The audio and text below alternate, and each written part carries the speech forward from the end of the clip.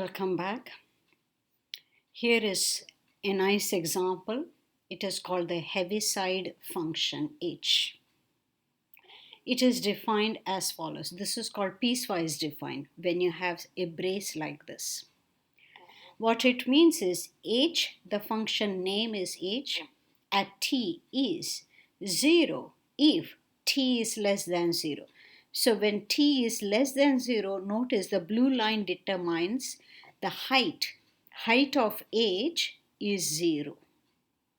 Okay? When t is 0 or more, the height of my function is 1. Okay? Notice t equals 0 gets me height 1. So let's get close to the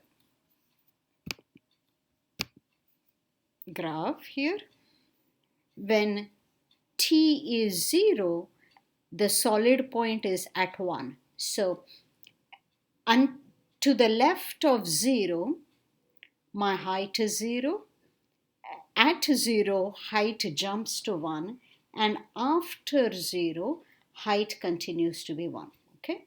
So this function is named after the electrical engineer Oliver Heaviside and can be used to describe an electric current that is switched on at time equals 0.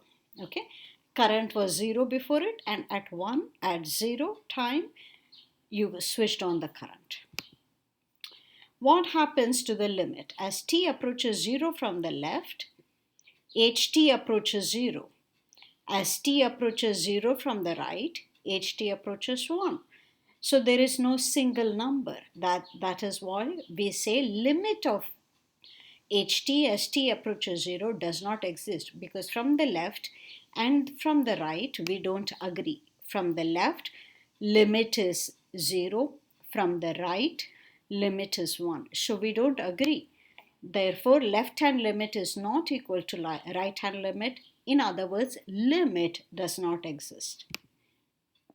Okay? So, from the left, I just said, right? Left hand limit. It has its own notation. So, if you go close to this picture, you will see what I mean. Limit t approaching 0 from minus. Minus means to the left of 0. So, this is called left hand limit. Left hand limit of ht as t approaches 0 from the left is 0, and limit t approaching 0 from the right of ht is 1. Okay, so these are notations. When you write plus, it means you are coming from the right. When you write minus, it means you are coming from the left. Okay, notation t approaches 0 from the left. Okay, means we are looking at values less than 0. T approaching 0 from the right means we consider values greater than 0. Definition of one-sided limit. So in the previous case, you were looking approaching 0. For any general number a, x is approaching a from the left. Fx is L means what? We say the left-hand limit of fx as x approaches a, or the limit of fx as x approaches a from the left is equal to L. If we can make the values of fx arbitrarily close to L by taking x to be sufficiently close to a, with x less than a. Why less than a? Because you're coming from the left. Definition 2. This definition differs from definition 1. We require x to be less than a. That's what makes this a left limit. Left hand limit, or you can say x approaches a from the left. Similarly, well, instead of left, you can write down right hand limit, or x approaches a from the right. So if x is approaching a from the right, it means you have to consider only those x's greater than a. Okay, so here is a general f, here is a. When you approach from the left, right, your fx is changing to a certain height. That's denoted by with a minus on top of a. Likewise, a is here. When your x approaches a, you're only worried about the right hand part of the curve. That's denoted by writing a plus over the a. Okay.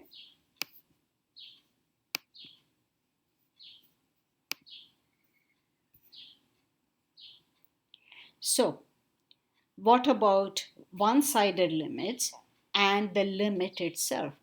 So, if the left limit and the right limit go to the same value, you say limit is L. So, limit x approaching a fx is L if and only if limit x approaching a from the left of fx is L and limit x approaching a from the right of fx is L. Okay.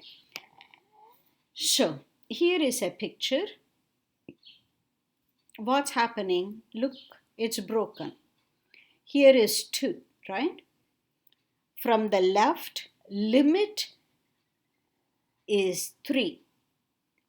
From the right, the limit is 1.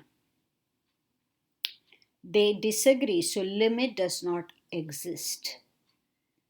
What is the value at 2? Well, there is no point above 2. So value at 2 does not exist either. Whereas here is 5. The limit from the left is this left-hand branch. It goes to height 2.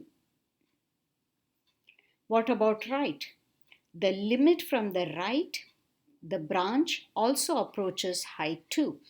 So both the limits agree. So limit x approaching 5 is 2. But what's the value at 5? Value at 5 looks like 1. A little more than 1. Okay? So let's... Okay? So...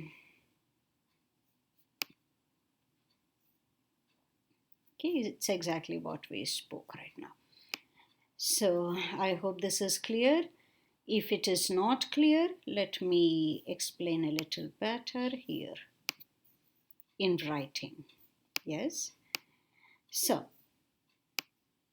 what would I say here? Let's start with 2, right? Limit x approaching 2 from the left, meaning minus. Okay, can you see, guys? Okay. Of my function is g. G of x is what?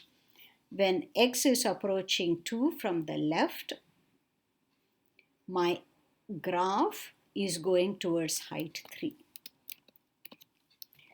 What about limit x approaching 2 from the right of gx? 2 is here. When my graph is approaching 2 from the right, well, looks like the height is coming down to 1. What is the value at 2? Well, at 2, nothing is defined.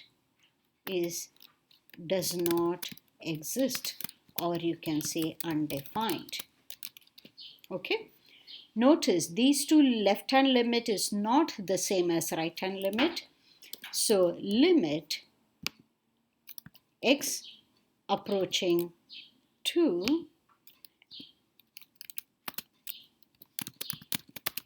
also does not exist, because the left-hand limit is not equal to right-hand limit. You say limit does not exist. Left-hand limit exists, right-hand limit exists, but they disagree.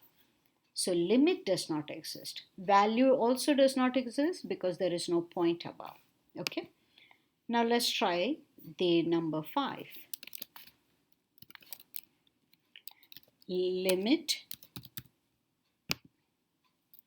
x approaching 5 from the left of gx. Well, I'm approaching 5 from the left. Looks like the graph is approaching height 2.